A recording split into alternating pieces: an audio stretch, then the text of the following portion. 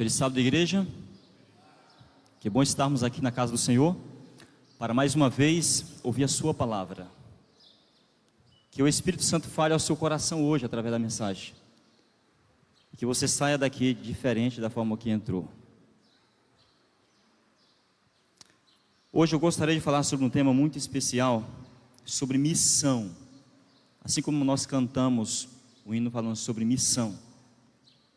Mas antes eu quero agradecer a Deus e a liderança desta igreja pela oportunidade de estar junto com os irmãos, amigos, para compartilhar a palavra do Senhor. Eu quero convidá-los a abrir a palavra de Deus em 2 Reis, capítulo 7. Ao encontrar, você se coloca em pé para nós fazer a leitura desse texto, em atitude e reverência à palavra do Senhor. 2 Reis, capítulo 7.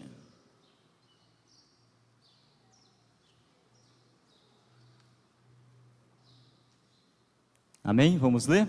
Encontrou? Se coloque em pé para nós fazer a leitura desse texto. Você que está em casa também, pegue a sua Bíblia, abra em 2 Reis, capítulo 7, e vamos ler a palavra do Senhor. Versículo 1. Eliseu respondeu: ouçam a palavra do Senhor.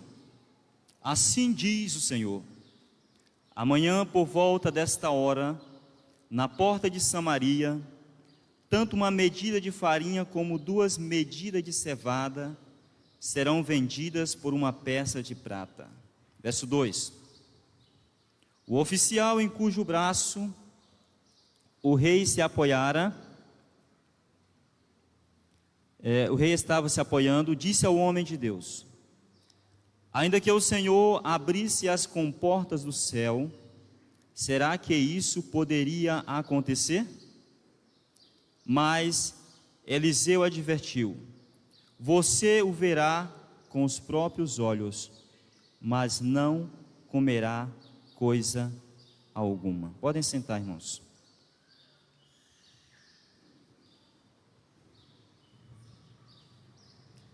O tema da mensagem de hoje tem como título: Um mundo em chama. Um mundo em chama. Para contextualizar esse texto que nós acabamos de ler, eu quero levar vocês ao fim do ministério de Elias. Elias foi chamado por Deus para uma grande missão, e Deus estava para arrebatá-lo e levá-lo para o céu. Ele precisava preparar um homem para substituí-lo. Eliseu passa em uma certa fazenda e faz um chamado a um jovem, filho de um grande fazendeiro, chamado Eliseu. Eliseu abandona o pai, a mãe, a sua função, provavelmente no futuro seria um grande fazendeiro. Ele deixa os seus sonhos para sonhar com Deus, com os sonhos de Deus. E ele começa a seguir Elias. Diz Ellen White que durante bastante tempo Eliseu, seguindo Elias, a função dele era apenas lavar as mãos do profeta, dar assistência ao profeta. E o fim do ministério de Elias estava terminando.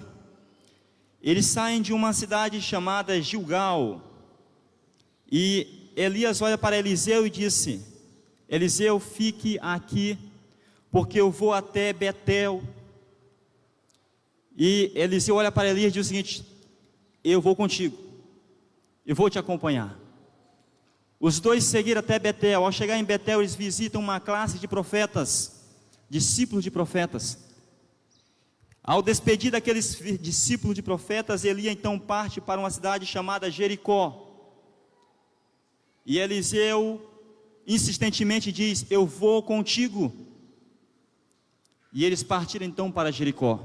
Ao chegar em Jericó, Elias passa por uma outra classe de discípulos de profetas e dá um adeus, um até logo, pois ele vai fazer uma viagem que vai durar alguns segundos. E ele fala para Eliseu, diz: fique aqui, Eliseu, porque eu preciso ir até o Jordão. E Eliseu olha para Elias e diz: eu não vou ficar aqui, eu vou contigo. Que homem insistente, não é? Então eles vão até o Jordão. Ao chegar ao Jordão, 50 discípulos de profeta o acompanham. Elias pega então o seu manto, dobra o seu manto e toca nas águas do Jordão, e diz a Bíblia que o Jordão se abriu, e Eliseu e Elias passaram em terra seca. Ao chegar do outro lado do Jordão, Elias olha para Eliseu e diz: o que tu queres afinal de mim? E aí diz que Eliseu olha para Elias e diz o seguinte: eu quero a porção dobrada do Espírito Santo que há em ti. Na Nova Versão Internacional diz: eu quero o Espírito profético que há em ti. E Elias olha para Eliseu e diz: se você me ver quando eu for arrebatado, isso será concedido. E diz que eles estavam conversando quando de repente, cavalo de fogo com uma carroça de fogo, um carro de fogo, passa e separa os dois. E diz que Elias sobe em um redemoinho para as mansões celestiais. Amém? Agora Eliseu está ali, pega a capa de Elias que caiu, e ele pega aquela capa, dobra aquela capa e diz: cadê o Deus de Elias? E ele toca no rio Jordão, diz que o rio Jordão imediatamente se abre, faz um caminho para ele passar em terra seca. E quando ele chega do outro lado do Jordão, aqueles 50 alunos estão olhando para ele e diz: o espírito profético de Elias está sobre Eliseu. Sabe, Eliseu pediu a porção dobrada do Espírito Santo. A Bíblia relata 8 grandes milagres do profeta Elias, mas relata 16 milagres de Eliseu, o dobro. É interessante notar que no texto de hoje, 2 Reis capítulo 7, essas palavras foram pronunciadas pelos lábios de Eliseu. Em que circunstância, amigo? A Bíblia nos diz que Samaria estava cercada por um exército dos sírios. E naquela época as cidades eram muradas. Alguém para entrar numa cidade tinha que ter autorização. Não é como Sorriso, Lucas, que quem quiser passar pela BR a qualquer momento, entrar dentro da cidade, não tem nenhum tipo de proteção. A cidade era murada, era uma forma de se proteger do inimigo. E o exército sírio cerca Samaria. E é interessante notar que o objetivo deles é permanecerem ali, até que falte alimento em Samaria, e aí eles saiam de Samaria e eles destroem todos. Então eles estão acampados fora de Samaria, e o povo de Israel dentro de Samaria. E o tempo se passa e começa então a faltar alimento dentro da cidade. Não tem mais alimento. Eles começam a comer os animais. Dizem o texto bíblico que uma cabeça de jumento era tão importante e preciosa naquele dia como alimento, que eles precisavam ter 80 prata para comprar. É interessante notar que ao comer os animais, eles começam agora a comer os seus filhos. Perceba a fome. Eles começam a comer os seus filhos. E diz a Bíblia no capítulo 7, no capítulo 6, que o rei estava andando ao redor dos muros, e de repente ele encontra uma mulher, dizendo: socorre-me, ó rei, socorre-me. E o rei olha para ele e diz: eu sou Deus para te socorrer. Ela diz: vê a minha situação, ó rei. Esta mulher que está aqui do lado, ontem nós nos combinamos que nós mataria o meu filho e nós comeríamos, e que hoje chegaria a vez de matar o filho dela. Só que agora ela não quer entregar o filho. Você entregaria seu filho para ser morto, para servir de alimento? Cortar o braço, as pernas, colocar numa panela, cozinhar e depois se alimentar? Você já passou fome alguma vez na vida? Você já passou 2, 3 dias com fome? Você sabe o que significa fome? Para você ser capaz de comer o seu próprio filho, eles estavam num caos. A fome reinava. O rei não tinha solução para o problema de Samaria. Eles não podiam sair, porque o inimigo estava do outro lado do muro. Mas se permanecessem ali, eles morreriam. Eles estavam em uma situação sem saída. E quantas vezes nos encontramos em situações assim, sem saída? Quem sabe eu esteja falando para algum casal aqui, que está à beira da separação, e que não vê mais solução para o seu casamento. Já procurou auxílio em todos os lugares, mas não vê esperança. A única esperança, a única solução que ele vê é o divórcio. Não está mais para continuar. Quem sabe eu falo para alguém aqui que está desempregado e já bateu em várias portas procurando emprego e não encontrou, e não vê esperança para o seu problema. Quem sabe eu falo para alguém que está despachado dos médicos com um câncer, ou quem sabe está num leito aí no hospital, seja com coronavírus ou com outra enfermidade, e não vê esperança para o seu problema. É assim que aqueles homens se sentiam ali em Samaria, viam seus filhos morrendo, os seus velhos, pouco a pouco, e muito em breve chegariam a vez dele. Só que a Bíblia tem promessas maravilhosas. Isaías 41:10, a Bíblia nos diz: não temas, porque eu sou contigo, não te assombres, porque eu sou o teu Deus, eu te sustento. O mesmo Isaías, no capítulo 49, versículo 15, ele diz: ainda que uma mãe viesse a esquecer de seu filho que ainda mama, eu todavia não esquecerei de ti. No Salmo capítulo 37, verso 5, o Senhor nos aconselha a entregar o nosso caminho a Ele, confiar nele, e o mais Ele fará. Existiam alguns homens de fé dentro de Samaria, que estavam orando e clamando por libertação. Sabe quem estava dentro de Samaria, queridos? Eliseu, passando por problema semelhante. E agora o rei, depois de ouvir o clamor daquelas mulheres, ele diz o seguinte: eu vou falar com Eliseu, a culpa é de Deus, a culpa é do profeta de Deus, ao estarmos em tais circunstância. Hoje eu juro que a cabeça de João Batista, ou melhor, a cabeça de Eliseu vai ser degolada, vai ser cortada, até o pôr do sol, eu prometo. E manda alguns mensageiros até Eliseu. E quando os mensageiros chegam até Eliseu, sabe o que Eliseu diz? Capítulo 7, versículo 1. Olha o que o profeta diz. Eliseu respondeu: ouçam a palavra do Senhor. Assim diz o Senhor: amanhã por volta desta hora, na porta de Samaria, tanto uma medida de farinha como 2 medidas de cevada serão vendidas por uma peça de prata. Sabe o que o profeta está falando aqui?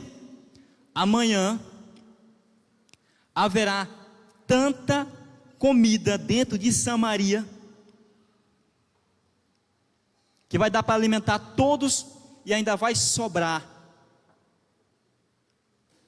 De onde ia vir comida? Será se Deus ia enviar cordonizes ou mesmo derramar o maná sobre Samaria? O próprio capitão olha para Eliseu: você está louco? Ainda que Deus abrisse as comportas do céu, isso nunca aconteceria. Sabe, queridos, Deus tem se utilizado de vários instrumentos para mudar a circunstância. A Bíblia menciona que Deus usou uma jumenta para falar com Balaão, que Deus usou Ciro, um gentio, para libertar seu povo do cativeiro. Deus usou pescadores, boiadeiros, lavradores.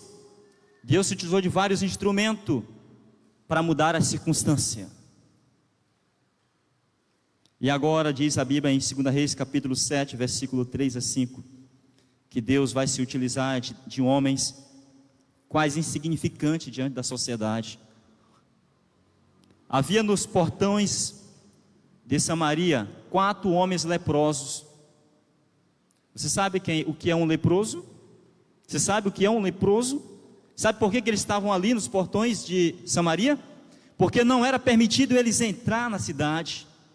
Porque um leproso não era permitido frequentar uma escola, ir num posto de saúde, em uma festa onde havia pessoas, porque era considerado imundo pela sociedade.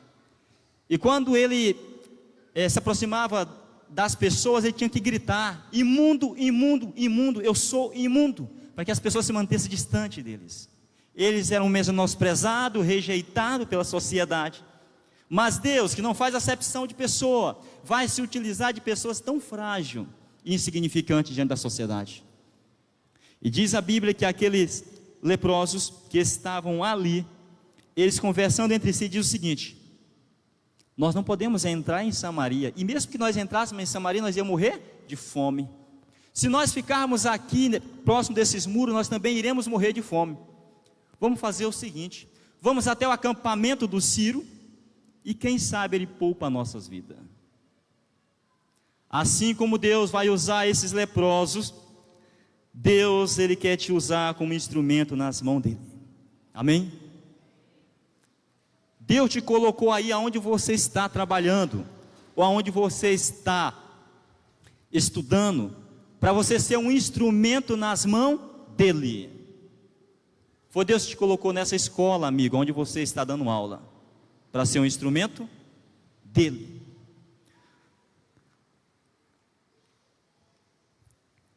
Seja num posto de saúde, numa escola, em uma empresa, Deus quer usar você como instrumento ali. Amém? Deus quer usar você como instrumento ali. Deus poderia ter colocado outra pessoa aí aonde você está. Eu quero que você entenda isso aqui. Eu quero que você entenda isso aqui. Deus poderia colocar outra pessoa aí aonde você está.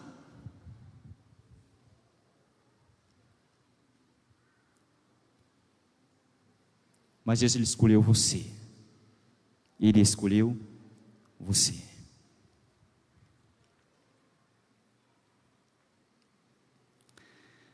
Sabe, amados irmãos, 2 Reis, capítulo 7, versículo 9,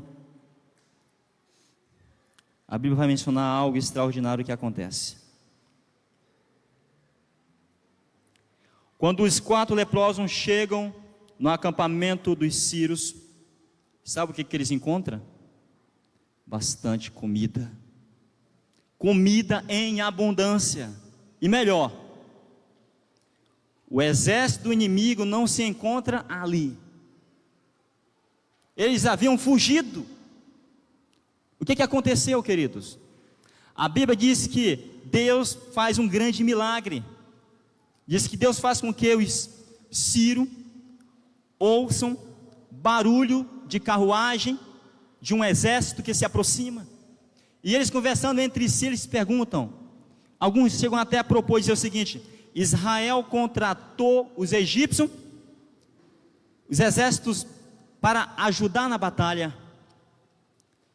E alguns falaram assim: vamos fugir, abandone tudo que tem aqui, vamos fugir e escapar. E disse naquele momento que o grande exército do Ciro fugiu. E quando os 4 leprosos chegam ali, eles encontram, queridos, um acampamento farto, sem nenhum inimigo presente. Que Deus maravilhoso, né? Que Deus fantástico. Deus do impossível. É interessante notar que em 2 Reis capítulo 7, versículo 9, olha o que diz a palavra do Senhor. Olha o que diz as palavras dos leprosos. Então disseram uns aos outros, 2 Reis 7, 9, não estamos agindo certo. Este é um dia de boas notícias, e não podemos ficar calados. Se esperarmos até o amanhecer, seremos castigados. Vamos imediatamente contar tudo no palácio. Hoje é dia de boas notícias. Nós não podemos ficar calados. Essas foram as palavras dos leprosos. Isso me faz lembrar o que Paulo chega a dizer em uma das suas cartas, onde ele diz o seguinte: ai de mim se não pregar o evangelho, ai de mim se não anunciar as boas novas, ai de mim se essas boas novas ficarmos apenas comigo. Olha o que eles disseram: nós não estamos fazendo o bem se ficarmos só conosco. Vamos imediatamente contar no palácio do rei. Sabe, amados e queridos irmãos, assim como em Samaria, o nosso mundo que nós vivemos hoje, pessoas vivem sem esperança. O nosso mundo está caindo aos pedaços. Estamos em um mundo em chama. A fome por toda parte, a violência. Mas o pior de tudo é que há uma fome espiritual. Pessoas querem ter sentido, querem dar sentido à vida, mas não sabem onde encontrar. Elas procuram as drogas, a prostituição. Nós estamos com as boas notícias. Mensagem de esperança para o mundo que vive sem esperança. Em Apocalipse 12, versículo 12, a Bíblia nos diz que o tempo, estamos vivendo nas últimas horas, e que o inimigo de Deus sabe disso, e ele fará de tudo para destruir as almas. Só para você ter ideia, eu estava lendo esses dias um artigo falando sobre o Japão e também sobre a Índia. Diz que na Índia, o segundo maior país mais populoso do mundo, tem cerca de 360 deuses, 360 milhões de deuses, melhor dizendo, deuses falsos. O Japão, terceira maior potência do mundo, está prostrado diante de Baal, que é o Buda. O mundo está perdido sem Jesus. O mundo está perdido sem Jesus. De acordo com o Dr. Oswaldo, um grande teólogo, ele diz o seguinte: se o propósito de Deus é alcançar o mundo, se o desejo de Deus é que todo homem o conheça, e você não está interessado em missão, há uma grande probabilidade que você nunca tenha nascido de novo. Há uma grande probabilidade de você nunca ter nascido de novo. Isso confirma o que Ellen White diz: todo verdadeiro cristão nasce no reino de Deus como missionário. Missionário. Está faltando paixão pela obra missionária, queridos irmãos. Está faltando a oração de John Knox, quando ele orava: dai-me a Escócia, senão eu morro. Esse grande missionário sentia sede de almas, fome de almas. Dai-me a Escócia, senão eu morro.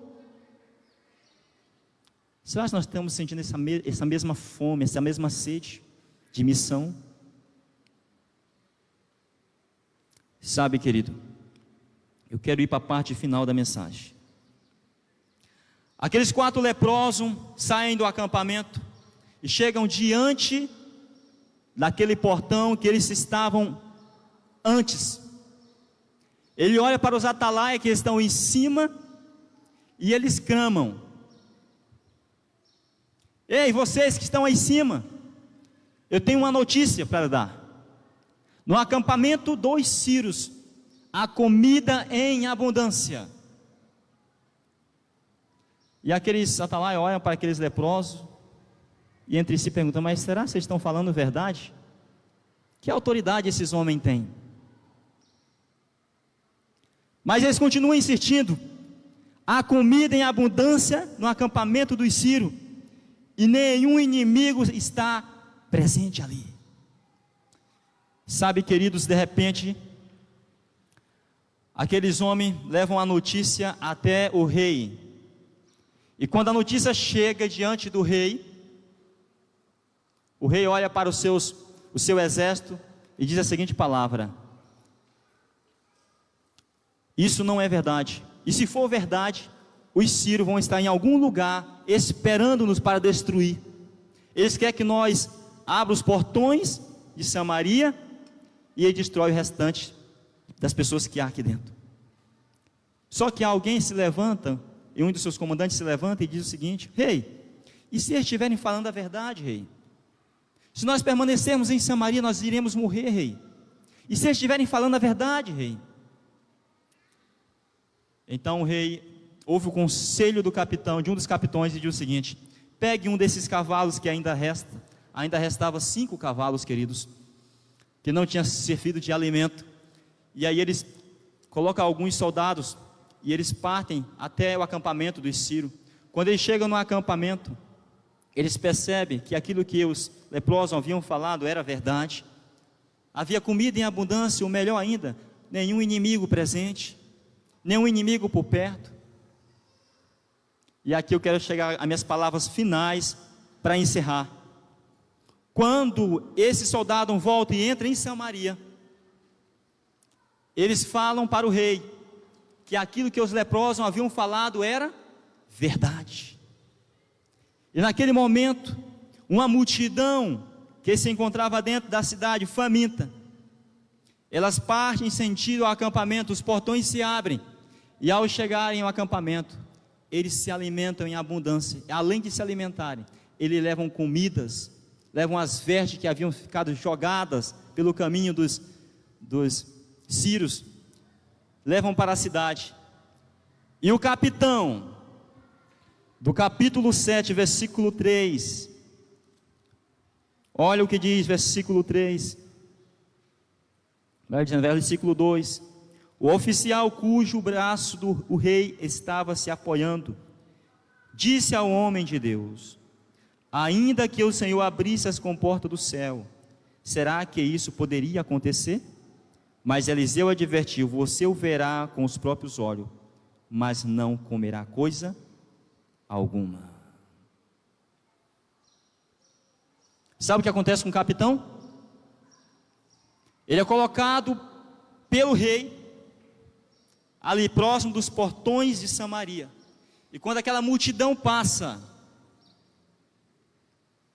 aquela multidão faminta passa ali, atropela e mata o capitão, cumprindo-se as palavras do profeta Eliseu: você verás com os teus olhos Deus abrindo as comportas dos céus, tu verás com os teus olhos o milagre, mas tu não vai participar. Sabe o que representa o capitão? Todos aqueles que não vão crer na mensagem das boas notícias do Evangelho. Sabe, amado querido, Deus quer te usar assim como usou esses 4 leprosos. Existem pessoas aí perto de você, perto da sua casa, que não conhecem Jesus. Quem sabe em frente à sua casa existe uma família que você nunca bateu na porta, você não entregou um folheto. Quem sabe o vizinho do lado não sabe nem se você é adventista, você nunca entregou um livro para ele. E quando a cidade santa descer do céu e os salvos dentro dela, haverá uma grande multidão que vai estar fora, uma multidão que será lançada em um lago de fogo. E no meio dessa multidão, quem sabe pode estar ali um vizinho seu, um amigo de escola, um companheiro de classe, um amigo da faculdade.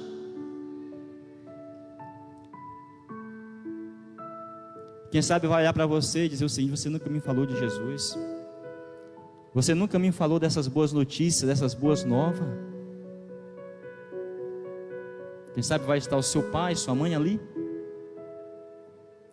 Hoje é dia de boas notícias, não podemos ficar calado, não podemos ficar calado.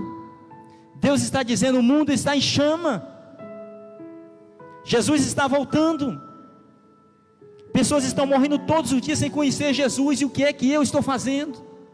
Que tipo de espírito missionário está dentro de mim? Dai-me, Senhor, o Brasil, senão eu morro. Dai-me, Senhor, o meu bairro, senão eu morro. Como é bom ver pessoas aqui descendo as águas batismais, sabendo que foi esforço, fruto de missão. Algumas pessoas chegarão até nós no céu e vai dizer: obrigado pelo estudo bíblico, obrigado pelaquela visita, obrigado pelo seu esforço. Hoje eu estou aqui graças ao teu esforço missionário. Que essa mensagem possa ter tocado em seu coração e ter despertado para a missão. Que Deus continue te usando. Se coloque na mão dele como se fosse um instrumento para ele alcançar os ainda não alcançados. Que Deus abençoe cada um de nós. Nós iremos nesse momento nos colocar em pé e cantarmos mais uma vez o hino Missão, para encerrarmos.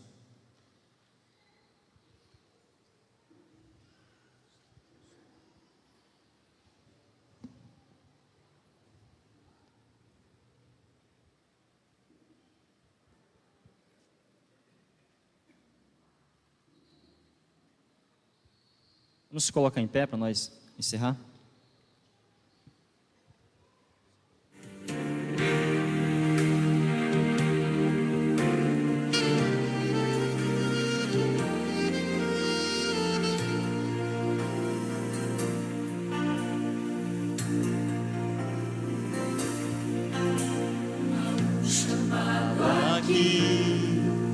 Para cada um de nós, a voz que vem do alto nos convida a proclamar. Devemos ser humildes, fiéis ao seu mandar, deixar que seu Espírito nos venha transformar. Não somos estrangeiros nessa terra tão hostil, levando a cruz de Cristo onde quer que formos nós temos a mensagem de Deus e seu perdão para todo aquele que aceitar o autor da salvação. O amor do nosso Pai está em cada coração, fazendo transbordar o servir.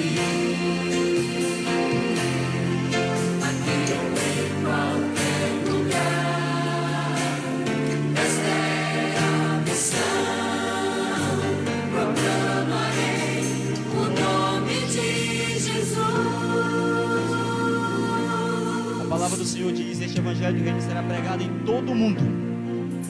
Como a chama de uma vela, lentamente a consumir. Nós somos uma luz, mesmo aqui na escuridão. O Mestre nos conhece e pode nos provar. Então a sua luz em nós mais forte brilhará. O amor do nosso Pai está em cada coração, fazendo transbordar o servir. Aqui ou em qualquer lugar, esta é a missão. Proclamarei o nome de Jesus. Mais uma vez. O amor do nosso Pai está em cada coração, fazendo transbordar o servir. Aqui ou em qualquer lugar, esta é a missão. Proclamarei o nome de Jesus.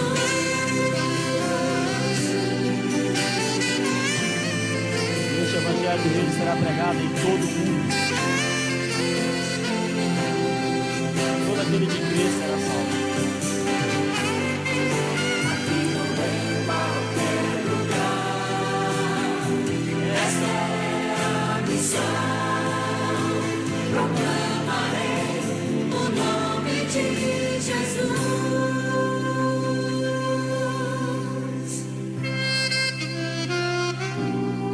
Vamos orar. Grandioso Deus, maravilhoso Pai, nesta manhã de sábado, nosso coração se alegra, Senhor, por saber que existe um exército formado pelo Senhor nesses últimos dias, para proclamar as boas notícias, boas novas a um mundo que está em chama, que está caindo aos pedaços. A promessa de que o Senhor vai voltar muito em breve há de se cumprir, assim como todas as outras promessas, e que nós, como mensageiro teu, possamos participar, Senhor, dessa festa celestial. Abençoe a tua igreja mundialmente, e que coloque em nosso coração o espírito missionário, Senhor, a sede de salvar almas. Nós te pedimos em nome do Senhor Jesus. Amém.